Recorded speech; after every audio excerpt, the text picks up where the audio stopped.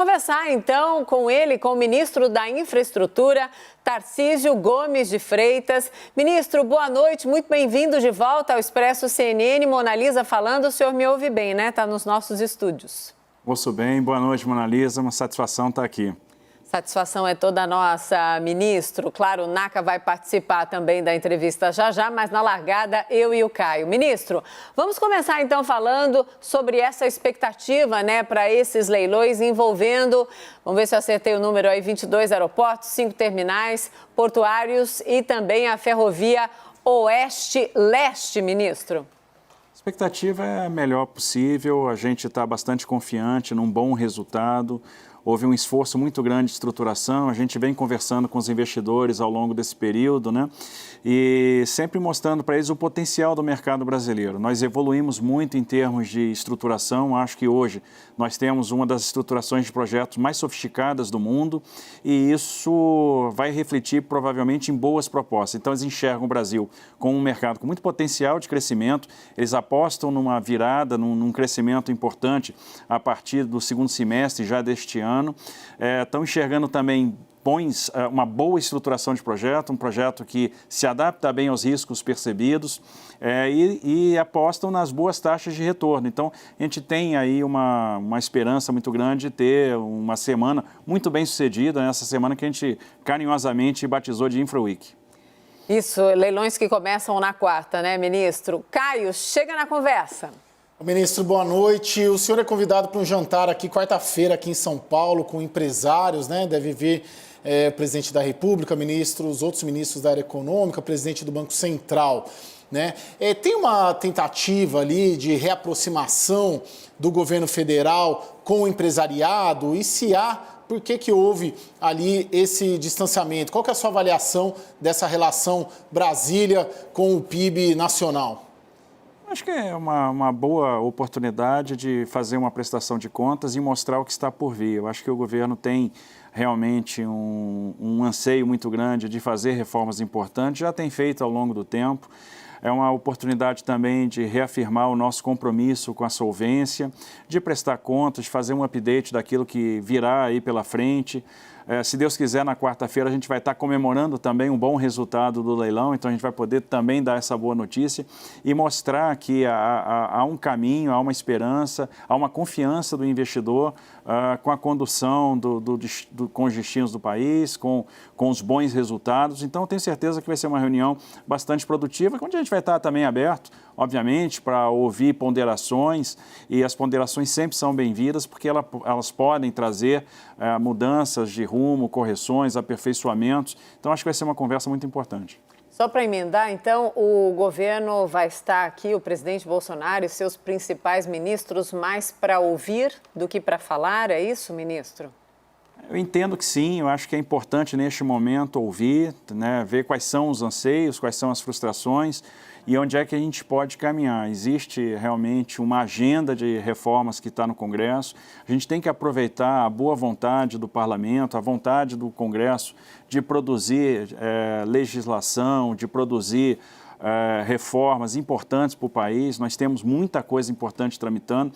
Se a gente fizer um balanço, a gente vai ver que muita coisa importante foi aprovada nesses últimos 2 anos, né? A reforma da Previdência, a lei de licitações e contratos, tivemos o marco do saneamento, que vai abrir espaço para muitos investimentos nesse setor. No dia 30 de abril está marcado o leilão da SEDAI, vai ser um grande leilão, com certeza um marco neste setor, e o saneamento que acaba reverberando tanto na saúde quanto no meio ambiente.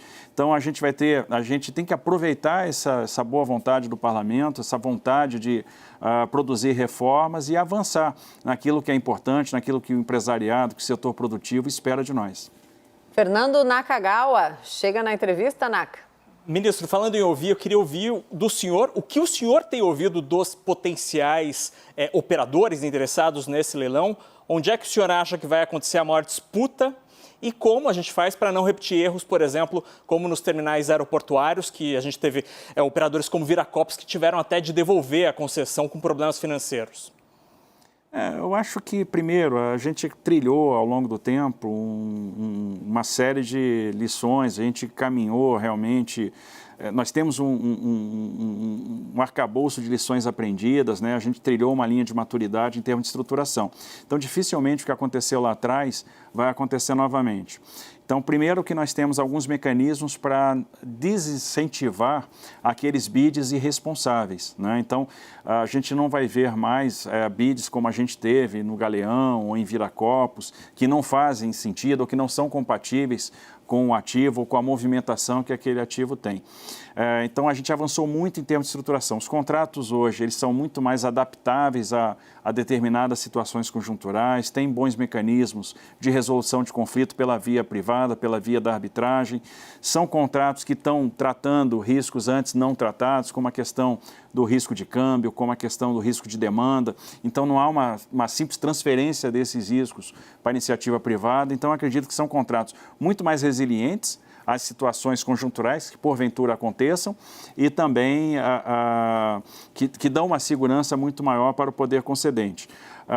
O que a gente tem ouvido realmente é otimismo do setor, porque eles têm projetado um crescimento do Brasil. No caso dos aeroportos, por exemplo, eles confiam numa recuperação do setor já a partir do segundo semestre. De certa forma, é uma ousadia do governo, né, colocar ativos para vender numa situação, né, como essa, uma situação de crise, mas é importante largar na frente, porque o próximo desafio, logo depois desse enfrentamento mais duro da pandemia, vai ser a geração de emprego. Então, é importante que a gente aproveite essa liquidez que existe no mundo para trazer de imediato o investimento para o Brasil. Lembrando que hoje nós somos vendedores exclusivos de alguns ativos, mas muito em breve não seremos. Então, a gente vai enfrentar essa competição e era importante largar na frente. Eles enxergam que nós temos um mercado que tem potencial de crescimento, nós temos estruturação sofisticada, né, e nós temos boas taxas de retorno. Então, num cenário onde as taxas de juros encolheram ao redor do mundo, ainda continuam baixas, as nossas taxas de retorno dos projetos acabam atraindo muito aquele que busca o retorno de longo prazo. É por isso que a gente está confiante, a gente tem ouvido dos operadores de infraestrutura, dos fundos de investimento, essa confiança. Por isso que nós somos impulsionados a levar esses projetos para frente. Ministro, o nosso analista Fernando Molica também participa da entrevista. Molica. Ministro, boa noite. Nos últimos anos, particularmente nos últimos 2 anos, tem havido muitas críticas no exterior ao Brasil, particularmente na política ambiental, agora mais recentemente, de um ano para cá, ao tipo de combate à pandemia aqui no Brasil. Também temos, há quase 2 anos, uma subida muito grande do dólar, o que revela uma certa instabilidade da economia brasileira. O senhor acha que esses fatores podem gerar insegurança para eventuais investidores, podem afastar investidores? Não, eu não creio. Eu acho que a gente vai ver isso ao longo dessa semana, com os 28 ativos recebendo suas propostas e sendo transferidos para a iniciativa privada. O investidor realmente está focado nos retornos de longo prazo. O Brasil tem uma tradição de respeito a contratos. Então, nós vamos licitar, por exemplo, esse ano, contratos que foram licitados anteriormente na década de 90, passaram vários governos, estão chegando ao seu fim e agora nós vamos novamente submetê-los ao mercado, com uma nova estruturação, uma estruturação mais moderna. Outra coisa importante é que a gente tem trazido a questão da sustentabilidade para o desenvolvimento dos nossos contratos. Então, vai ser comum, a partir de agora, a gente ver, por exemplo, ativos aptos a obter no mercado selos verdes, porque a gente entende que é inescapável, né? No futuro próximo, os fluxos financeiros vão estar atrelados cada vez mais aos padrões ambientais, então é importante a gente avançar nesse sentido.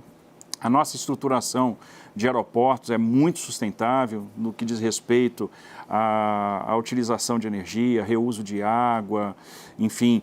A mesma coisa está acontecendo agora com a estruturação de ferrovias, com a estruturação de rodovias. Então, a gente está procurando trazer o que tem de estado da arte, em termos de estruturação sustentável, para os nossos projetos, e a ideia é que a gente tenha uma carteira de projetos aptos à obtenção do selo verde, né? Que obviamente não terão dificuldade de obter os seus licenciamentos ambientais, licenciamento que vai seguir todo o rigor, todo o rito da lei, e é assim que tem que ser. A gente vai dar uma demonstração que é possível caminhar na provisão da infraestrutura com desenvolvimento sustentável, né? São objetivos conciliáveis, absolutamente conciliáveis, e a gente vai dar essa demonstração para o mundo. Entendo também que há um esforço muito grande a partir de agora de melhorar a performance no que diz respeito à questão da vacinação. A gente deve ver essa vacinação tomando corpo daqui para frente, principalmente agora no mês de abril, já com mais força ainda no mês de maio, no mês de junho, de maneira que a gente consiga, né, chegar, isso é uma prioridade do governo Bolsonaro, chegar lá no meio do ano com um grupo de risco já vacinado. Isso vai restabelecer paulatinamente a mobilidade das pessoas e vai ter uma repercussão econômica. Então, os investidores estão enxergando aí oportunidades de longo prazo, a despeito das nossas dificuldades de momento, mas os ativos acabam se revelando boas oportunidades de negócio para quem está pensando lá na frente. Agora a pergunta é da Renata Agostini. Chega, Renata. Como vai, ministro? Boa noite. Queria pegar de onde o senhor deixou agora. O senhor citou a questão da vacinação em massa. Falou bastante sobre como o governo adaptou contratos para que eles ficassem mais atraentes, apostando no sucesso dessa rodada. Mas os investidores analisam também elementos macro, ou seja, olham o país, a economia, a política como um todo. O que tem surgido nas conversas que o senhor tem com esses investidores com maior frequência? Entendo que o governo está interessado que haja sucesso em rodadas futuras também. Onde está a preocupação nesse momento? É na vacinação? É na segurança jurídica? É no compromisso fiscal do governo? O que eles estão mais preocupados? Eu diria, Renata, que hoje talvez a maior preocupação seja com a solvência, seja com a nossa relação dívida-PIB, seja com a questão fiscal. Então, eles vão exigir que nós sejamos melhores alunos daqui para frente, ou que a gente dê uma demonstração inequívoca de que a gente vai ter um controle da nossa trajetória de dívida. Talvez essa seja a grande preocupação de momento desses investidores de longo prazo. E o que nós estamos procurando demonstrar é que sim, nós vamos ter o controle dessa trajetória da dívida, tivemos um desvio de rota em função da pandemia, um desvio natural, compreensível, mas é preciso a partir de agora voltar para o trilho, voltar para o rumo. Então, a gente tem visto aí todo o esforço do Ministério da Economia com relação à questão do orçamento, né, para que a gente respeite pilares fiscais que são muito importantes, como a questão do teto de gastos. Agora, mais importante que o teto é sinalizar realmente a questão da trajetória da dívida, né, uma trajetória de dívida sob controle. Então, essa talvez seja, de fato, a grande preocupação. Mas o que a gente tem visto também, por outro lado, é uma confiança muito grande na condução desses processos de infraestrutura, na estruturação de projetos. Uma coisa que marcou muito o investidor foi a maneira como nós nos comportamos durante a pandemia. Em que sentido? Por exemplo, os aeroportos. Imediatamente com a crise, nós viemos com medidas de proteção de caixa, né? Nós suspendemos o pagamento de outorgas, né? Suspendemos o pagamento de tarifas aeroportuárias, a gente teve tempo para conduzir o reperfilamento das outorgas, o reequilíbrio econômico-financeiro. O Brasil foi o primeiro país do mundo a fazer isso. Então, imediatamente reconhecemos a pandemia como uma questão de caso fortuito, de força maior, e na sequência a gente já veio com os primeiros equilíbrios econômicos financeiros nos contratos de concessão e fizemos isso de uma forma muito rápida. E isso, obviamente, repercutiu muito bem no mercado, daí o interesse que nós vamos ter no leilão de aeroportos já na quarta-feira. Ministro, como o senhor está em casa, a gente vai esticar um tiquinho a entrevista, depois a gente oferece café, chá e uma boa conversa aí nos estúdios. Mas o senhor estava falando agora, então, em respeitar, né, pilares, sobre a importância de respeitar pilares, também aí nessa toada, a importância de respeitar promessas. A promessa do que seria um governo absolutamente comprometido com a pauta liberal. Essa promessa foi questionada por muitas vozes importantes do nosso país. Eu queria que o senhor comentasse esse momento que está no calendário e até agora os erros e os acertos que fizeram com que esse questionamento ecoasse mais e muitas vezes com um respaldo cheio de credibilidade. Olha, tem havido um esforço muito grande, primeiro, com a pauta fiscal. Talvez isso tenha dado algum fôlego para nós enfrentarmos a questão da pandemia. Então, observe que houve um esforço muito grande para a aprovação da reforma da Previdência, ela foi aprovada. É uma reforma da Previdência mais forte do que vinha sendo tratada no governo anterior. Então, houve ambiente, houve esforço para que isso fosse feito. Se aprovou a lei da liberdade econômica, se aprovou a lei das agências, se aprovou o marco do saneamento. Vou pegar o Ministério da Infraestrutura, por exemplo. Nós transferimos para a iniciativa privada 41 ativos. Já geramos praticamente 60 bilhões de reais de investimento. Devemos fazer até o final do ano a transferência de mais 50 ativos. Isso vai significar mais 100 bilhões, 130 bilhões em contratos assinados. Na semana que vem serão 10 bilhões, mas contratos muito grandes virão por aí, como dos terminais de Santos, a privatização do Porto do Espírito Santo, que já está praticamente finalizada em termos de estudo. A gente já está encaminhando para o Tribunal de Contas da União, que é a etapa anterior à própria publicação do edital. Estamos avançando bem na estruturação da privatização de Santos. Nós vamos ter nova licitação de Dutra, de rodovias do Paraná. Enfim, muito investimento que vai ser gerado no curto prazo. Devemos chegar no final do ano que vem com mais de 100 ativos transferidos, com 260 bilhões de contrato privado. Então, observe, 260 bilhões significa contratar 40 vezes o orçamento anual do Ministério da Infraestrutura. Ou seja, nós temos um foco realmente na participação do setor privado. Estamos tentando encarar a questão do saneamento básico, por exemplo, também pela via do privado. E aí a aprovação do Marco de Saneamento, um grande leilão da SEDAI, que vai ser realizado já no dia 30. Saneamento, que é tão importante, né? Esses leilões que vão gerar investimento, vão mexer com a indústria da construção civil no curto prazo, vão descomprimir o serviço de saúde no médio e longo prazo, vão ter uma importância também na questão do meio ambiente. O governo agora deu andamento, né, e vai dar velocidade a privatizações, como a da Eletrobras e a dos Correios, para falar nessas de maior porte, mas outras estão em andamento, como CBTU, Transurb, tivemos liquidações de empresas, enfim. Existe a intenção e um compromisso de não se afastar daquela agenda que trouxe o presidente Bolsonaro ao poder.